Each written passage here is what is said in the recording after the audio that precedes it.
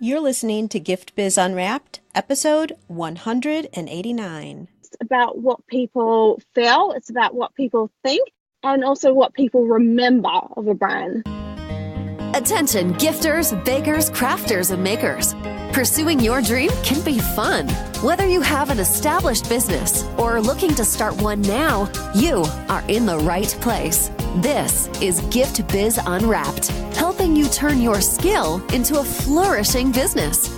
Join us for an episode packed full of invaluable guidance, resources, and the support you need to grow your gift biz. Here is your host, Gift Biz gal, Sue Monheit. Hi there, it's Sue, and I am thrilled that you're joining me here today. Right off the bat, I need to say, if you are not already part of the Gift Biz Breeze Facebook group, oh my gosh, what are you waiting for? We have something super special happening right now in that group for the holidays for you, and I want you to be a part of it. To get all the details and to know what I'm talking about, however, you need to go over and join the Breeze. Joining is super easy. Just go onto Facebook, search for Gift Biz Breeze, and ask to join. With it being the holiday season and all, I also have another thing to share. I want to make sure you know about my newly released free masterclass. It's called How to Turn Your Hobby into a Business. How do you know if this is for you? Well, if you're starting a business right now, you've gotten that dream, but you're just not sure what steps you should be taking, this masterclass is for you. If you're already in business, but something just isn't clicking, it's not bringing in the sales, or it's just not performing the way you think it should, this masterclass is also for you. To check it out, just go over to giftbizunwrapped.com/masterclass. I look forward to seeing you over there, and for now, let's get into the show.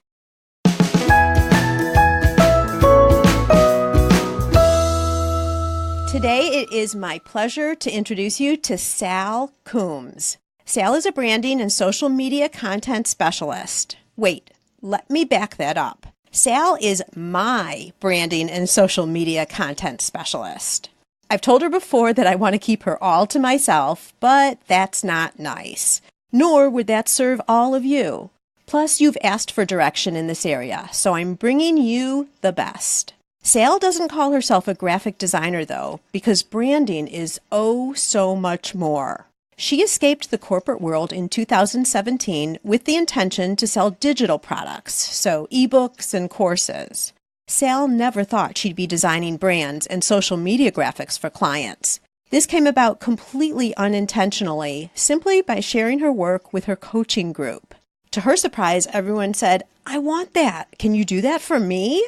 Sal found her place in the social media space organically by learning what she's best at and what people need. Today, Sal has a content batching service and does custom brand work for clients, which is what she's doing for me. In fact, she's the genius behind the branding of my signature program, Maker's MBA, as well as most of what you see online with Gift Biz Unwrapped.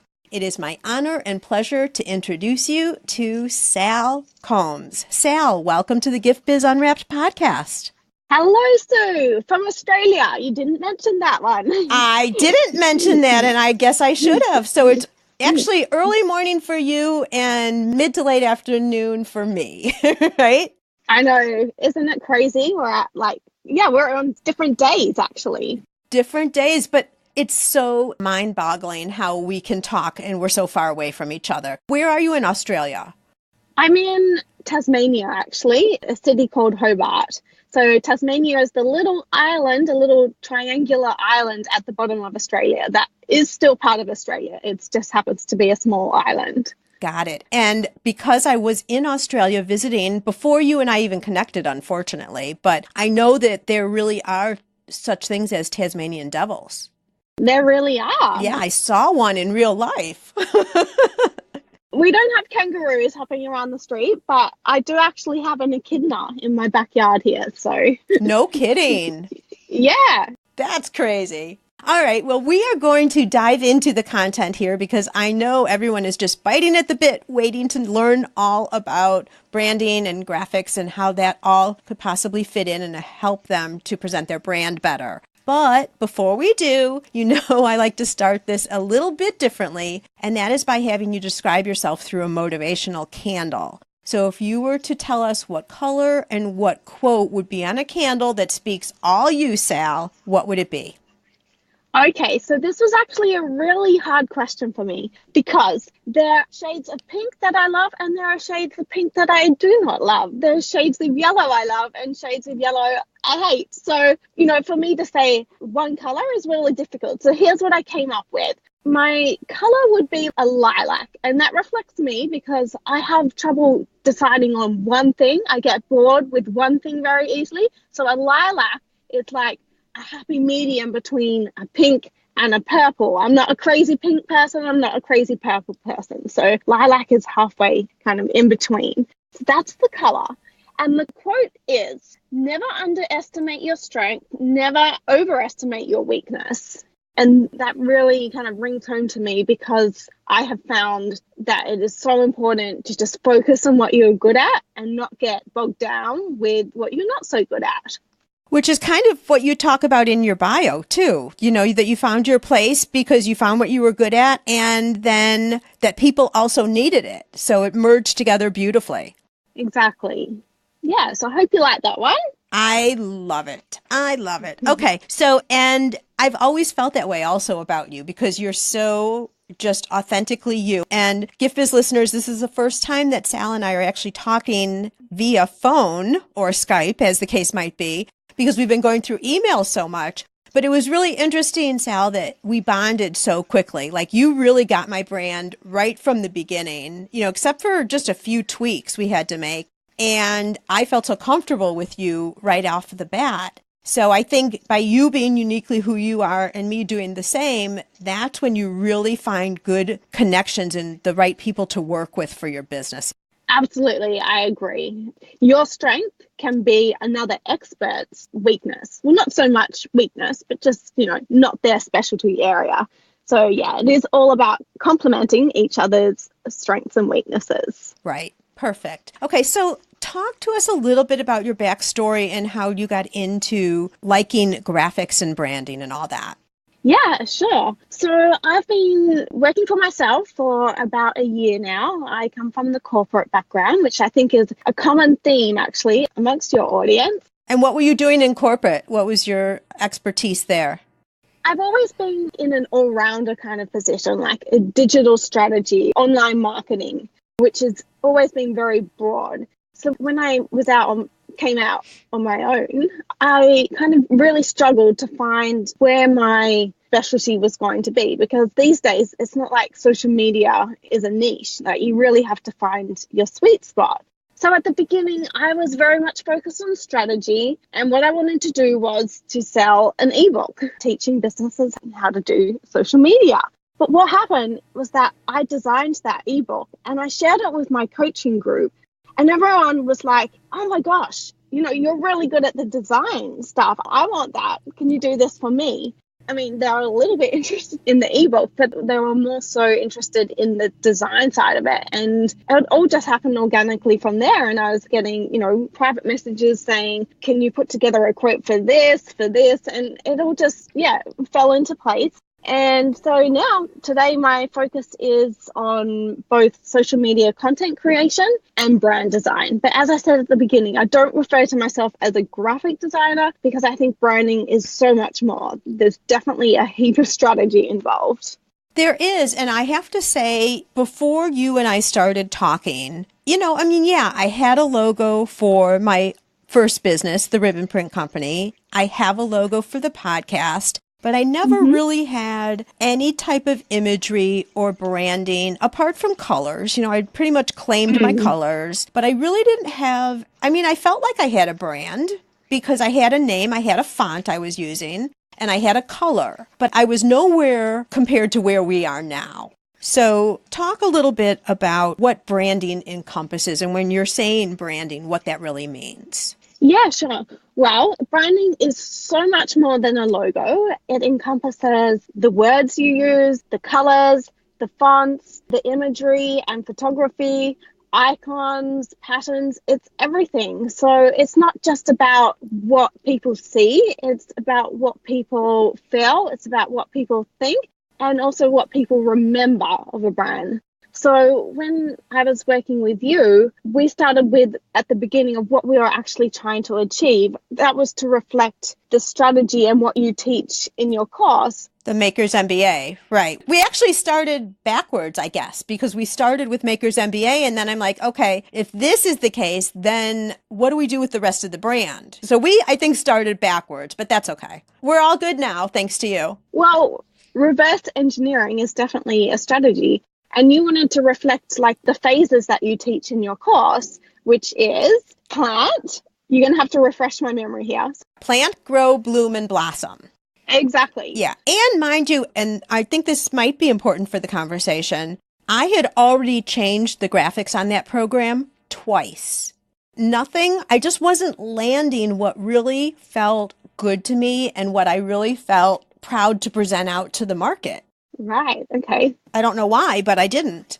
So anyway, so carry on. Okay, so we're talking about branding and why it's important, but it's just not, you have font, you have colors, you have images, you have photos, because many people have all of those, but they still really don't have a cohesive brand. Yes, that's a very important word, cohesive. So what you want to achieve with your branding is that if you could show someone 5 pieces of your branding without even having your name attached to it, they would be able to recognize that it belongs to you. So that happens to me all of the time when I do posts and maybe I don't have my name on it. I get people saying, oh, I can already tell that you designed that because it's my style. So that is definitely one thing that you want to achieve with cohesiveness in your branding. So you represent a unique visual out to the market. So you don't look like just like everybody else, right? Yes, but everything that you do put out to the market should be consistent. You know, once we figured out the branding, we've gone as far as making sure that the Facebook pages, Instagram, everything looks similar. So everything, use that word again, cohesive. You know, everything kind of matches throughout. It doesn't mean it doesn't change and get tweaked and look a little different, and certainly sizing is different. But the imagery and all of that is the same. Yes, that's exactly what you want to achieve. Okay. So it's a seamless experience from one platform to another. Okay. And I think that's really important too. You know, I've heard somewhere, and we've talked about this a little bit before on the show, that if you look totally different in different places, you confuse your customer first off, but then there's also an unconscious question about trust, because if you're expecting imagery in a certain feel, if you're expecting one site and you see something and you kind of feel good about it and you want to know more about them and you go to another site and it looks completely different, then there's that doubt of like, wait a minute, what's this all about? Are they even professional? Who are they? Are they this one imagery and feel, or are they the second imagery and feel? So it starts to bring up doubt. When you're cohesive with your branding and your colors and everything, you're developing and solidifying trust with your customer, even on a subconscious level. Yeah, definitely. You want to avoid that feeling of disconnect. Disconnect. Mm-hmm. Yeah. That being said, you don't have to be really strict because, for example, you asked me the other day that you wanted to tweak some of your posts to reflect autumn. Now, just because autumn isn't in your brand colors, that doesn't mean that you can't use autumn colors. It's a fine kind of balance between portraying your brand and portraying the mood and message of what you're putting out there. So if your brand happens to be pink and green, that doesn't mean that if you want to do something that's autumn themed, that you can't bring orange in. That's totally fine. That's not what we're talking about by disconnect. Right. But we still had some of the same elements that are consistent throughout my brand, even with the orange colors there. Yes, exactly. Yeah. Okay, so let's back this up then. So this is kind of an umbrella picture of what a brand is about and the importance of a brand. Would you add anything else before we start diving in deeper about how you would start figuring out your brand? Is there anything other on the top line that you think we should talk about? I just want to emphasize the importance, rather than asking, what do I want my audience to see? You want to ask, what do I want my audience to feel? What do I want my audience to think? And what do I want my audience to remember? So there are three very important questions that you should prioritize over what do I want them to see. Okay, so think, feel, and remember. Yes, exactly. So I'm thinking what you would do is start with that, define what that should be, and then you get into starting to build a brand. So let's say we have someone who's brand new here listening. They're just starting their company. They've done all the preliminary things that I tell them to do before you start building your brand, because there's a lot of other things to do first. But how does one start? What's the first step for building a brand? You've got your company name, let's say. But what about colors? Is that the first thing you start with, is figuring out your colors? Yes, I often start with colors, and I often start with the question of what are 5 words that reflect your brand's personality? And also those 3 questions that I just mentioned, the feel, think, and remember, that's what I would also start with. Okay, so you write those down and you have all of that figured out. Then how do you figure out what colors you would use to match this? Now, obviously, if you have a very light feminine brand, let's say, you're not going to be using dark brown or something. I mean, that's pretty obvious. But how about with all the colors that you have, do you start choosing colors you just like yourself? Can do, yeah, absolutely. There's a lot of experimentation involved, and I would often start with gathering some inspiration. So gathering other graphics and branding that you love, and then using that as inspiration, not imitation, of course. And yeah, so the initial phase is really just about experimenting, but it has to be a fine balance between, okay, what reflects my personality and what I like as the brand owner, combined with what's actually going to appeal to your target audience. So just because my favorite color may be pink, that may not appeal to my target audience if I'm targeting men. That being said, I've seen plenty of men use a hot pink brand color to appeal to women. So it works both ways. Right. But I would say, based on just my experience, what we talked about just a short time ago, is you still have to really like the colors that you're going to be using, because you're going to see them a lot and they have to resonate with you in some way. Yeah, absolutely. You've got to love your brand. Like, if you're going to do something creative and put it on show, you've got to own it and you've got to be proud of it and love it. Otherwise, the energy for it is just going to fizzle out. It's so true. Absolutely. You have to love it. Because I think it comes across in the way you speak, the way you represent your brand, everything, if you don't love it. So, okay, so how many colors should you have? What's too little and what's too many? Okay, I love this question, and I have a annoying answer for you, because don't you hate it? Don't you hate it when someone says there's no right or wrong answer here? However, I am going to give you a guideline. So I recommend choosing 1 or 2 primary colors, and then a handful, that may be 3 or 4 secondary colors that you can mix in with your primary colors. So 1 or 2 primary, and then 3 or 4 secondary colors. Okay, but this does not mean that you put all these in your logo. This means that you're using them for graphics throughout all your sites, right? Yes, exactly. It's very rare that you'll probably just use 1 color alone. Unless you're black and white, I guess. Yeah, and another step that you want to take when designing your brand is to list all of the brand touch points where you're going to be having your brand on show. So your business cards, your website, your social media platforms, any merchandise. If you have a physical store, the window signage, everything. You want to list all the brand touch points where someone is going to see your brand. Why is that important? So you can design for it. By sizing, you mean? Not so much background. You want to know, okay, well, is the logo or is the branding going to be featured on a busy background or a white background? All of those things matter. What you need in your branding is flexibility and versatility, because sometimes your logo and your branding may be on a white background or it may be on a busy photo background. So you need different formats and versions of your brand assets to be able to work in with different backgrounds and various environments in which your brand is placed. Completely understand that. And Gift Biz listeners, if you want, you could go over to my Instagram account and see it in play, Gift Biz Unwrapped, and Sal, yours too. Yeah, absolutely. And since we're talking about that, we're going to get back to all of your touch points later in terms of where people can contact you. But what's the name of your Instagram account? Sal Francis. Sal Francis on Instagram. So at Sal Francis. So go take a look at that. And I think there is also where you're going to start seeing when Sal's talking about how people can just look at an image that she has and they know it's hers. I totally do, Sal. When I open up my phone and I'm starting to go to Instagram, I can always tell which ones are yours right away. Yes.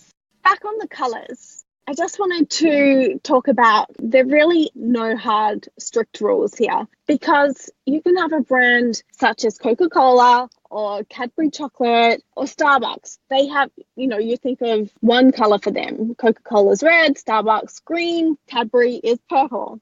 However, then you have other brands such as Google and eBay, Britstagram, that have multiple colors combined into them, and they both work. So I just wanted to emphasize that there are no strict rules when it comes to color. But I think there are strict rules. Once you decide on colors, you want to make sure that color is consistent everywhere it goes, which gets to hex codes. Yes, absolutely. Okay, share with everybody, just in case people don't know. I want to make sure everyone gets to stay on the same page as we're going through here. What are hex codes? How would you find your hex codes, etc.? Okay, the non-technical answer here is a hex code is a 6 alphanumeric code that defines exactly what color it is. There are 50,000 shades of pink. There are 50,000 shades of yellow. So what the hex code does, it actually stands for red, red, green, green, blue, blue, RGB, which when you're designing for the internet, we work in RGB. As I said, there's 50,000 shades of pink. So a hex code is going to define exactly what shade of pink. So that when you are designing for one thing and then you go to design for something else, as long as your colors are the right hex code, then you're going to get the same shade of pink. Yes, exactly. So I know that you can go online and you can look on a monitor and choose hex codes, but is that the best way to do it? Yeah, so if you're at the beginning phase of designing your brand and you kind of have an idea of what colors you want to use, like just say you want to use like a kind of a mangoed type orange color, what I would actually do is just Google mango Pantone hex codes. And then you're going to come up with a heap of images showing mango colors, and they're going to have the hex codes. That being said, I wouldn't copy the hex code exactly. What I would do is I would tweak it slightly so that you've got that color mango that you're after, but you've just tweaked it slightly. Got it. Okay. So you mentioned Pantone here, and I know Pantone very well because that's in the printing field where I come out of. Could you then just go to, let's say, a paint shop, get some paint chips and get a feel for kind of the Pantone color that you like, and then bring it into the computer and then tweak it? Yeah, absolutely. You could do that. What I would actually do is I would take a photo of it, take a photo of the sample, and then there is a tool called Colorzilla that is a browser extension, and it allows you to kind of, what do you call the dropper? Yeah, the dropper, and it brings up the code. Yeah, exactly. Yeah, and it's called Colorzilla, Zilla. Yes, that's right. Colorzilla, and I'll put that, you guys, in the show notes for you. Okay, so now we have a business name. We've gotten our colors, a couple of the colors we're going to be using for a logo, and then we've got our 3 to 5 secondary colors. I don't know what we're going to do with those yet because we haven't gotten there, but we've got all our colors, and we have our hex codes. So we know specifically what tones, and we like how they all fit together. I mean, I think that's important too, because you don't want to have light lime, light lemon, light orange, and deep, deep purple grape, I'm thinking. You want them to kind of all work together. Yeah, exactly. It really just does take experimentation. And I guess you could ask opinions from other people. But let's say, okay, we've gotten to the point where we've got all the colors then. What do you do next in terms of making it a real brand? Okay, I would next probably look at fonts, and I would choose probably 2 or 3 fonts that are going to work. Again, you want to achieve this versatility and flexibility so that you have a set of fonts that you can rely on for your wording and language that you use. And what you want to achieve is a font hierarchy so that for when you're using bold, strong words that you want to stand out, you use this font. When you're doing, a softer quote, you use this font. And what you want to do is kind of try and match your fonts with the mood of your message. So if you're doing, a cheeky little quote post, then you're going to want a font that kind of portrays that cheekiness as well. Got it. And then you always stick with those fonts. Yes, again, there's no real... I knew you were going to say that. I didn't know. For the most part, as a rule, with exception. Yes, exactly. Yes, you definitely want to have a set of fonts that you use consistently that achieve that hierarchy of, right, this is the font we use for bold and strong words. This is the font that we use for body text, like smaller details. And this is the font that we use for quotes. Okay, perfect. Now, with me, the next thing that we did was we started figuring out what imagery, I don't know, do you call my flower an icon or a brand symbol? I don't even know what the word would be. Icon or symbol, yes, I would use that. Probably an icon. Okay, does everybody need something like that?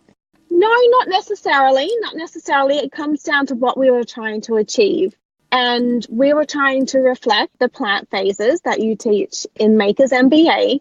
But at the same time, we didn't want to make your brand look like a gardening business or a flower shop. So it was important to kind of bring the flower in as a representation of those phases, but not too strong. Yeah, and that's the problem I had with my prior 2 rounds of branding, is they just look too like I was selling garden flowers or something. Yes, exactly. Yeah, versus phases like it looks like now. Yeah. Okay, so I think for the sake of conversation, so you might have an icon that you would continue to use or you might not. Yes. It kind of depends. And I would guess also it will depend on your logo. If you have a busy logo that already has a graphic attached to it, you don't need to add more to the puzzle. Yeah, exactly. Some logos are just text, so it might be a name in a particular font. Some logos have a graphic or an icon. There's cases, some logos may just be a graphic. There's all kinds of scenarios. But again, it comes down to, what are you trying to reflect? A question comes up to me that I really never thought of until we've been talking about this. One of the things that I didn't like when I continued to try and brand Gift Biz Unwrapped is what I kept hearing and seeing in terms of samples coming back to me, not from you, Sal, but from other people, were like bows and a gift or like that type of thing. And that wasn't what I was trying to do because it's the gifting industry, but I'm not talking about necessarily a gift. So now the flower does have grounding because it's part of my signature program. And we agreed that on the Gift Biz Unwrapped portion, we're not going to show everything, the plant, grow, bloom, like all of the icons, because people wouldn't even understand that. So we just pulled one icon. That's the one that represents Gift Biz, but it's a flower, which in a little bit disconnects from Gift Biz. But I'm getting to the point where people really do know those images are mine, just like you're talking about before. So is it okay to have an image that's separate really from your name, like we're doing? Absolutely, most definitely. In fact, I would actually recommend that because what you want to achieve is to have something that is memorable so that when your audience sees a yellow flower as they're going about their day, they may not even be on social media. They're going to think immediately of you. So that is a strategy to be top of mind and, get in your audience's head. I know that if I was at a market and I saw beautiful yellow flowers, I would probably take a photo of them and then tag you. Oh, yay. On social. Yes. I like that. You can do that anytime you want. Yes. But when it comes to the imagery, and if you guys look and see my flower, it's still very simple. right? Yes. Well, it's got some shading Absolutely. there, but in terms of the image, it's actually very simple. Is that intentional? Yes, you always want to have clean, uncluttered imagery. And also, let's talk about consistency again. It's not just a white or black flower. We incorporated both colors so that the white, yellow, and black all tie in together. And we kind of keep that style consistent through across all of your touch points. Mm-hmm. And then we can play off that flower too. Like sometimes it's lighter yellow. Exactly. Yes. Coming like from the background as if it's like shaded out or something. Yes. Different angles. Yeah. Sometimes we use it once. Sometimes we create a cluster of flowers. So it really has that versatility, but it's still consistent. Wonderful. Okay. So then as our listeners are building up their brand, so then they can decide, am I going to have a similar icon? Am I not? And so they make that selection. So now they've got, I'm thinking, all the elements that they need, and they understand that you need to have a similar presence across different platforms. Now, what do you do with all of this? What do you even post on social media, and how does all that work? Sure. In a professional way, not haphazard like most of us have done for so long. Okay, so one thing we haven't touched on yet is actually what tool or platform you would use to design your brand and create all your graphics. And some of your audience may find it interesting, but I am actually Team Canva. I'm sure most people know what Canva is, but Canva is like the most simplest version of Photoshop that you can possibly use.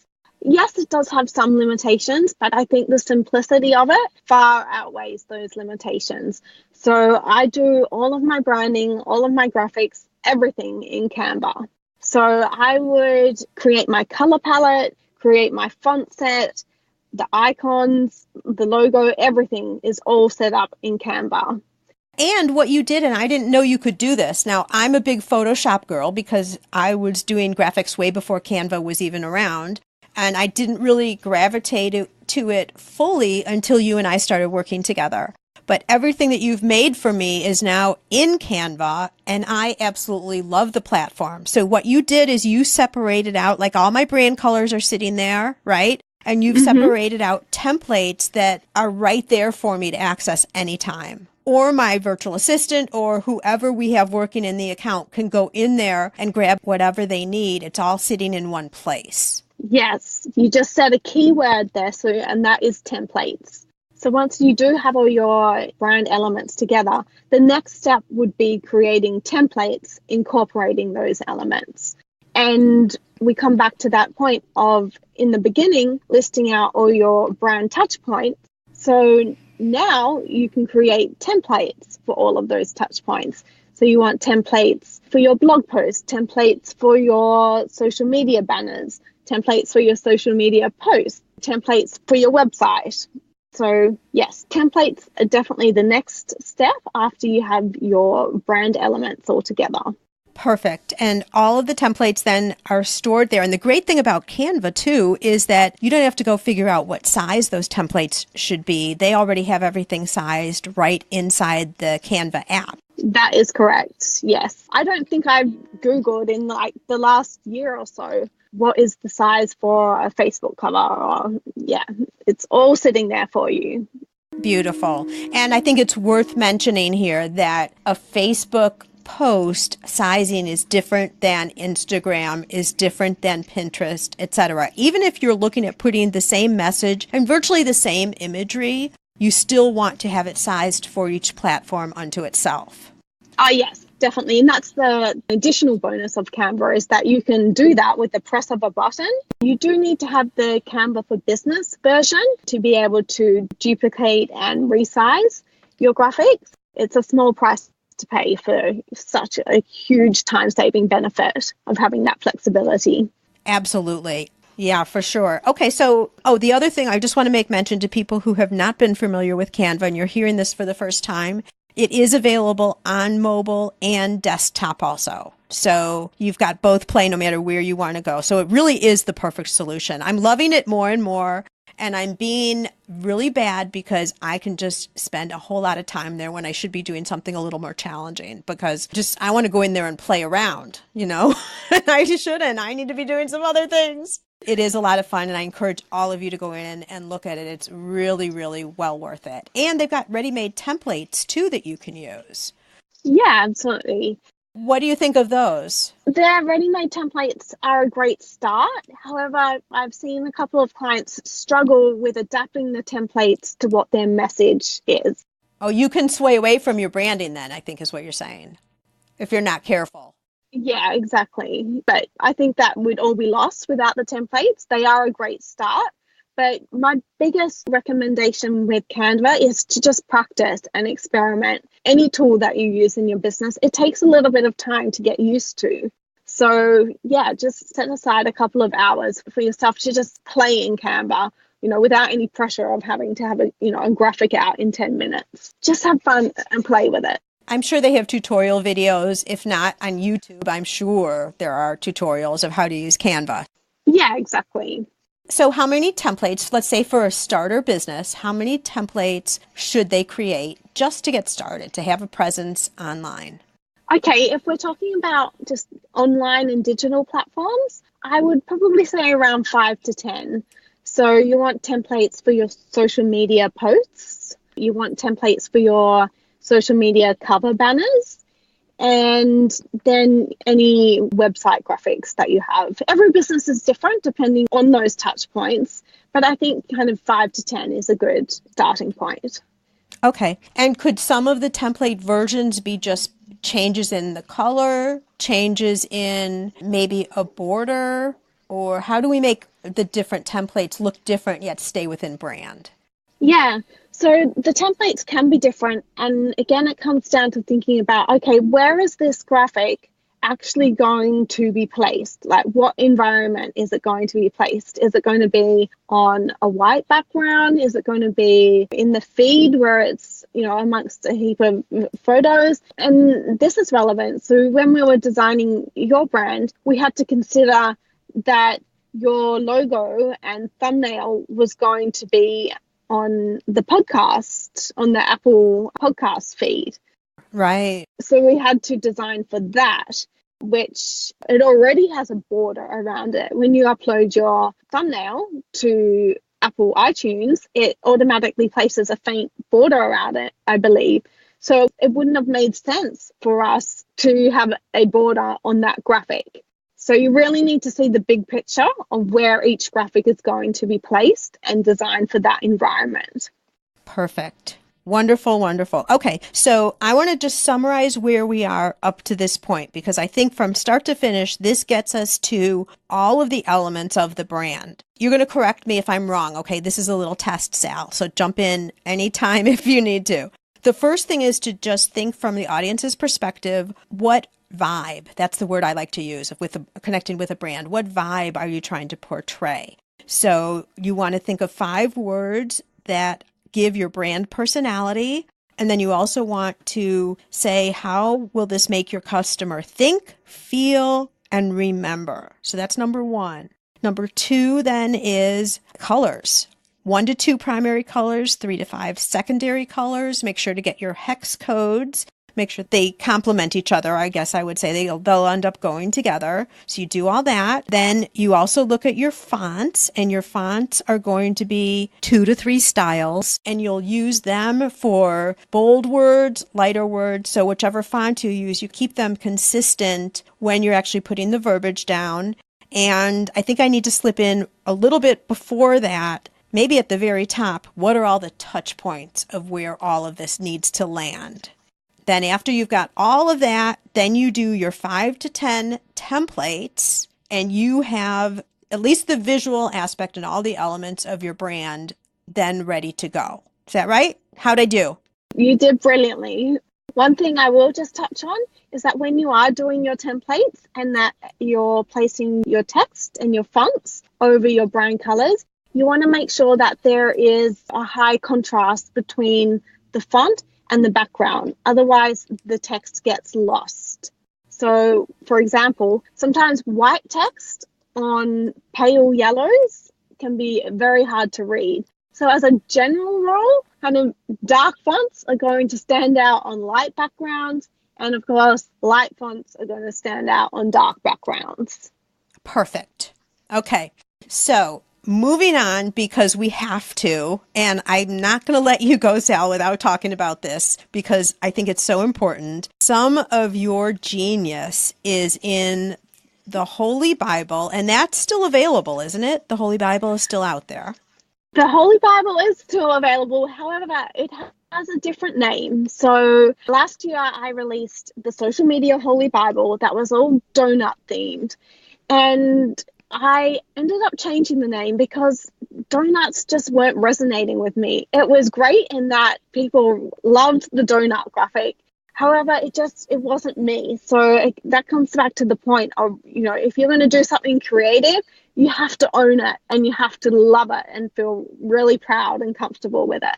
So yes, the resource is still available. However, it has a different brand name now, and that is the Snackable Content Guide. I didn't know that they were one and the same, actually. I thought the Snackable Guide was a second freebie, but that makes sense. And oh my gosh, you guys, I've had a chance to see actually both of them. And if you want to have some serious content delivered and such valuable advice, you absolutely have to go and grab the guide. Tell us where they would go to get that, since we're talking about that right now, Sal. Yeah, so they can find that on my website, which is salfrancis.com. Could not be easier with that. Okay, and what's in the guide? Do a little pitch. Tell everybody why they want to go and they want to get it immediately. Yeah, sure. Okay, so the Snackable Content Guide has over 100 social media post ideas with actual visual examples. So I'm really focusing on this concept of snackable content, which is, those small, quick, easy to digest graphics that stand out on social media and immediately trigger engagement. So the guide runs you through kind of 10 categories of these posts where, 100 specific post ideas of topics. And I think the most valuable thing in the guide that really helps is the visual examples. So it's jam-packed with visuals. It is jam-packed. It is jam-packed for sure. Yeah. Love it. Yes, absolutely. If there is one freebie of all the podcasts we've done that you absolutely want to be grabbing, it's this one for sure, hands down. You've done a fabulous job with it, Sal. Thank you. Thank you very much. So let's give a message from you to anyone who's just starting out, just reinforcing why going through and doing all of this is so important. All of the things that we've talked about with branding, I believe are most important for staying top of mind with your audience. So the consistency, you want to be easily recognized when people are scrolling on social media.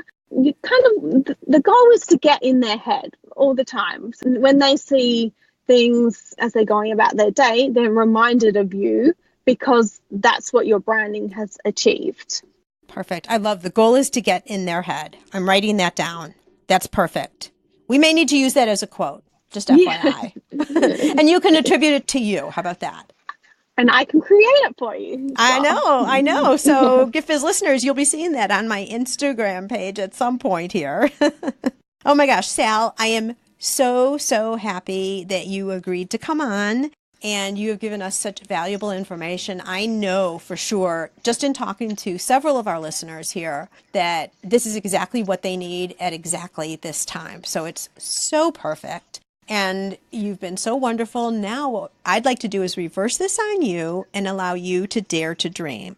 I'd like to present you with a virtual gift. It's a magical box containing unlimited possibilities for your future. So this is your dream or your goal of almost unreachable heights that you would wish to obtain. Please accept this gift and open it in our presence. What is inside your box? Okay, tough question, but a good question. I don't know exactly what the business model would be, but it would be something along the lines of learning and creating at the same time. So if I could spend my days achieving both of those things, learning and creating, that would be my ideal world. So I have this kind of vision of perhaps my day would be spent, listening to inspiring, influential businesswomen talk about their journey and how they've got to where they are. And then me creating all of those sound bites and golden nuggets into visual graphics. That would be my ideal world. I love it. Oh my gosh. And that's exactly the business that you have morphed into, right? Yeah. Because you're saying that you just left corporate pretty much a short time ago and thought you were going to do one thing. And now you've kind of changed the landscape based on the reactions that you're getting. I mean, it's kind of brand new for you to be doing this, but it's exactly what you just described. I mean, I just love this concept of taking sound bites and just one sentence kind of lines from inspiring words and then turning them into a visual graphic that then just instantly resonates with the audience. Like, when you just see, a sentence or a quote or a line and you just go, oh, yes. And it applies to so many different areas of your life, your personal life, your business, and people just, get it. They're getting it, they share it, they comment on it, and that's exactly what you want is all that engagement. Exactly, yes. So you get to listen to everything and then also work at the same time. Yeah. That sounds pretty much the best of both worlds, if you ask me.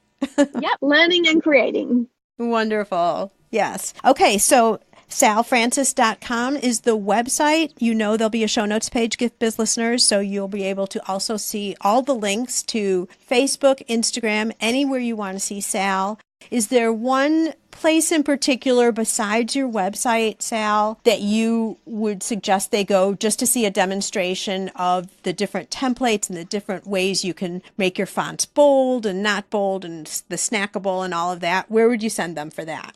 Yeah, absolutely. I would love for people to come and visit me on Instagram. My Instagram handle is Sal Francis. And come leave me a little yellow flower or a yellow heart so that I know that you came from Sue's podcast. I was going to say leave me a yellow emoji, but they're all yellow. So leave me a yellow heart or a yellow flower so I know. Perfect. I love that. I'm going to send you a bunch of hearts. Yeah. As I always do. Yes. I appreciate all the way across on the other side of the world, us being able to coordinate this. And I know on behalf of all my listeners, we've gotten so much out of this. Thank you, Sal. Thank you for having me. And as an additional holiday gift to you, if you've been listening to the sponsor of this podcast, you know that we promote custom ribbon printing. If this is something on your wish list and you would like to know about a holiday promotion for a custom ribbon printer of your very own, get in touch with us via email, sales@theribbonprintcompany.com to learn more about your very special holiday offer. This promotion is only available through November 30th, 2018. If you're listening right as this show goes live, you have a couple of weeks left to take advantage of this offer. Here's some more information from our sponsor. This podcast is made possible thanks to the support of the Ribbon Print Company. Create custom ribbons right in your store or craft studio in seconds. Visit theribbonprintcompany.com for more information. That's a wrap for today. Thank you so much for joining me, and I'll see you next week on the Gift Biz Unwrapped podcast.